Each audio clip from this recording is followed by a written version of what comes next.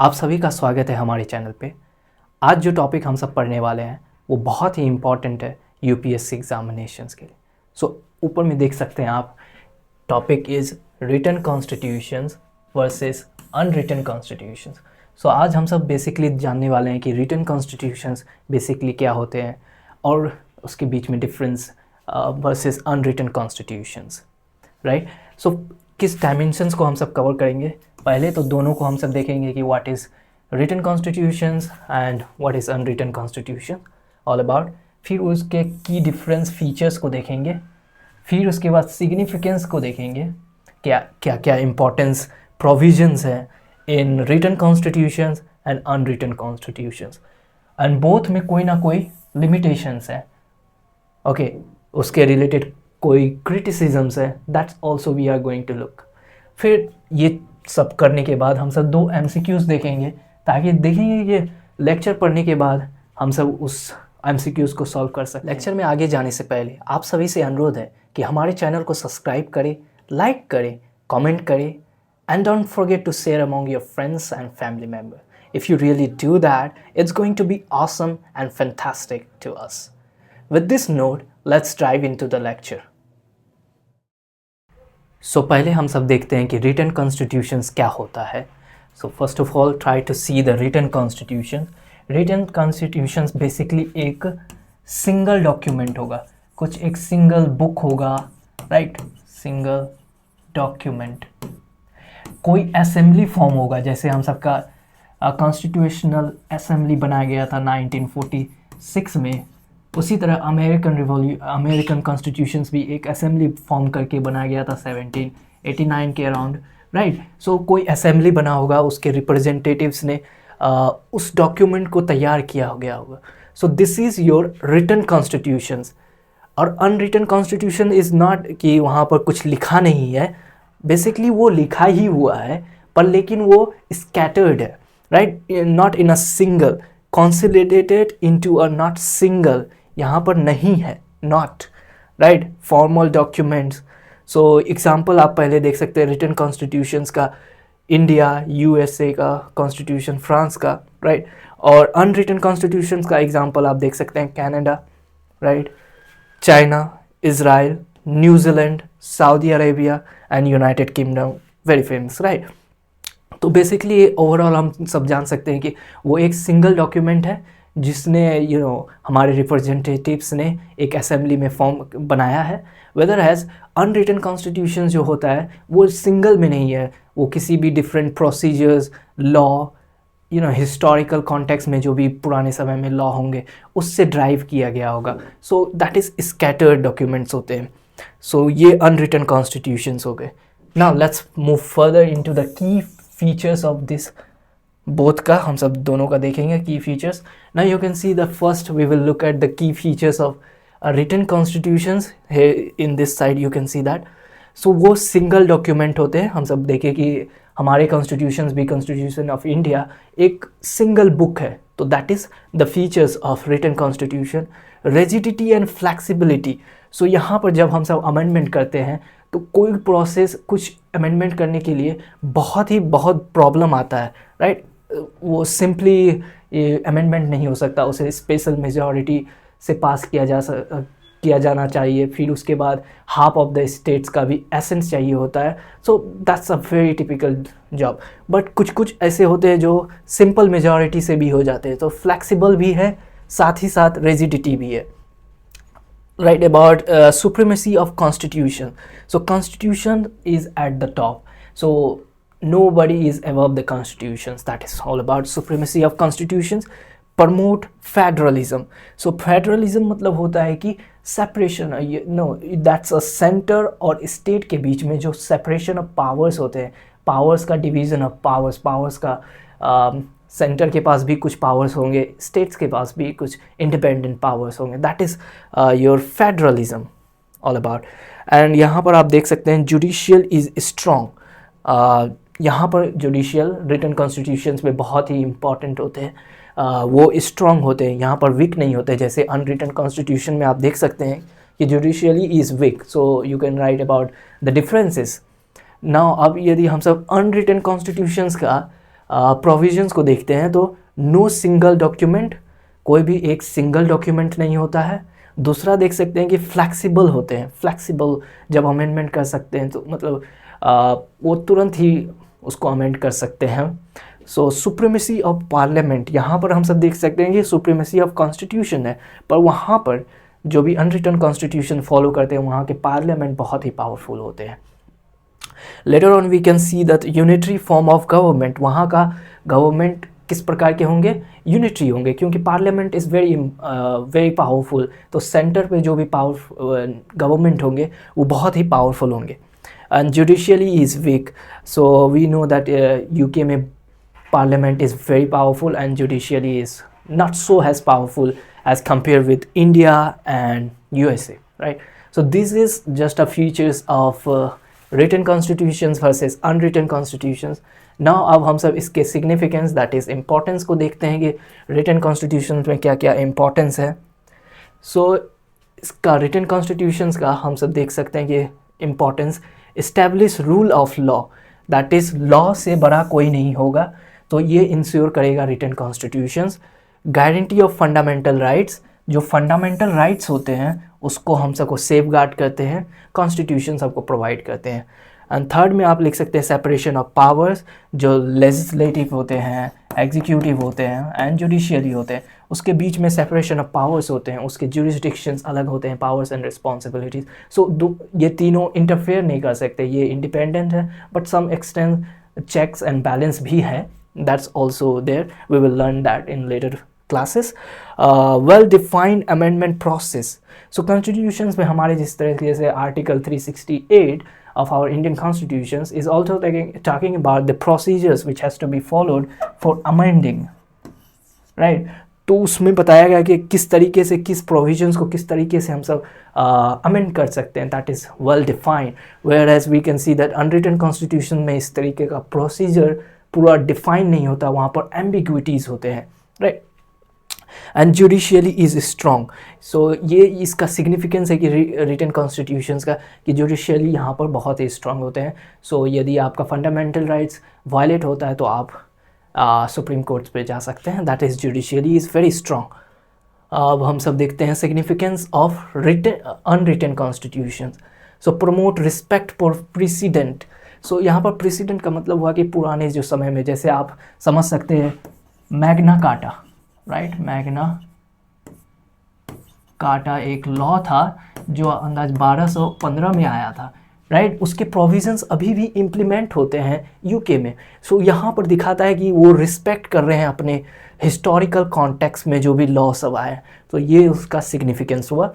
Focus on प्रैक्टिकलिटीज़, so practical पर वो सब रियलिटी पर बेस्ड प्रॉब्लम को जो भी लॉ लाते हैं वो प्रैक्टिकल होते हैं, ना कि एब्स्ट्रैक्ट होते हैं जो सिर्फ लिखने के लिए लिख दिए हैं ऑन द पेपर, बट जब हम सब रियलिटी में देखते हैं कि ग्राउंड लेवल पर हो रहा है कि नहीं काम।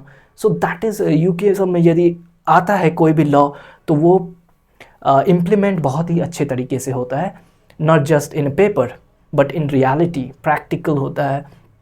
एंड फ्लैक्सिबिलिटीज़ एंड एडेप्टेबिलिटीज़, सपोज़ कीजिए कि अभी हम सबका इंटरनेट बूम हुआ है, यू नो, तो उससे रिलेटेड लॉ जब आएगा तो आप देखेंगे कि इस नेशन सब में जो अनरिटन कॉन्स्टिट्यूशंस होंगे वहाँ पर तुरंत उसके रिलेटेड लॉ आ गया होगा। Whereas if we see about written constitutions, वहाँ पर लाना लॉ बहुत ही डिफ़िकल्ट है, because we know that amendment और या कोई भी एक्ट लाना होता है तो वो कॉस्टली प्रोसेस होता है एंड उसको टाइम भी लगता है बहुत आने में। तो that's point you can write, flexible है एंड एडेप्टेबिलिटीज़ है। Accumulate diversities and regional variations, यदि हम सब स्पेन के अनरिटन कॉन्स्टिट्यूशंस को देखते हैं तो वहाँ पर क्या होता है कि जो रीजन उसके लोकल्स गवर्नमेंट होते हैं उसका जो प्रोविजंस होते हैं वो भी बहुत अच्छे तरीके से इम्प्लीमेंट होते हैं। सो वहाँ का जो लोकल डाइवर्सिटीज़ होते हैं उसको वहाँ का जो गवर्नमेंट होते हैं बहुत ही अच्छे तरीके से काम करते हैं। And the fifth one which you can see at here serve as a model for developing democracy, right? UK का कुछ ऐसा provisions है, so UK जो साउथ अफ्रीका में जब वो इंडिपेंडेंट हो गए थे तो उसने वहाँ का कुछ ऐसे बहुत ही इंपॉर्टेंट प्रोविजंस को अडॉप्ट किया है जिससे उसका वेलफेयर हुआ है. तो that's also a inspiration of importance of unwritten constitutions. So you can write about that. Now आप criticism and limitations में देखते हैं जो furthermore. Let's try to see that. So limitations of written constitutions पहले हम सब देखते हैं. अब written constitutions का पहला limitations है potential for conflicts with customary law. Customary law हुआ जो हमारा historical laws of जो पुराने समय में थे before the coming of constitution. So आप सपोज कर सकते हैं कि यदि हम सब अफ्रीका या इवन इंडिया का एग्जांपल ले, यहाँ पर क्या होता है कि जो सबसे बड़ा सन होते हैं, राइट, जो सबसे बड़ा बेटा होता है उसको ज़्यादा प्रॉपर्टी राइट्स मिलते हैं, राइट.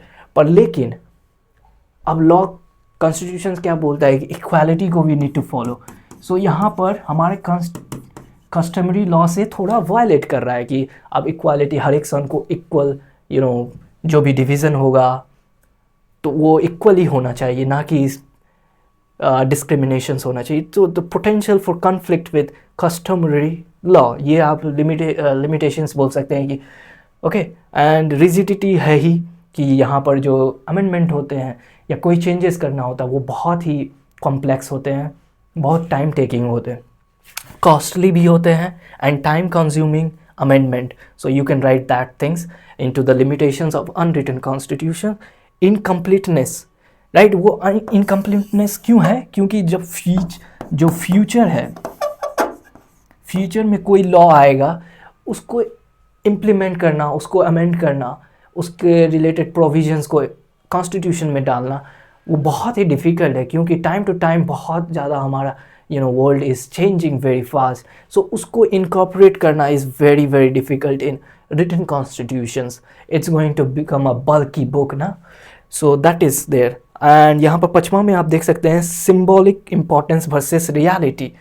So ऐसा देखा गया है कि इंडियन कॉन्स्टिट्यूशंस को यदि हम सब देखते हैं, पढ़ते हैं, तो उसमें बहुत सारे ऐसे प्रोविजंस बहुत ही अच्छे हैं, आइडियली बहुत ही अच्छे हैं, पर ग्राउंड लेवल रियलिटी जब हम सब देखने जाते हैं, so that's really sad information for us that ground reality में बहुत ही डिफरेंट पिक्चर्स होते हैं. So that is there is reality कुछ अलग है, पर लेकिन सिम्बॉलिक इम्पोर्टेंस हम सब देख सकते हैं कि कॉन्स्टिट्यूशन में बड़े बड़े वादे किए गए हैं पर लेकिन वो ग्राउंड लेवल पर नहीं मिलता.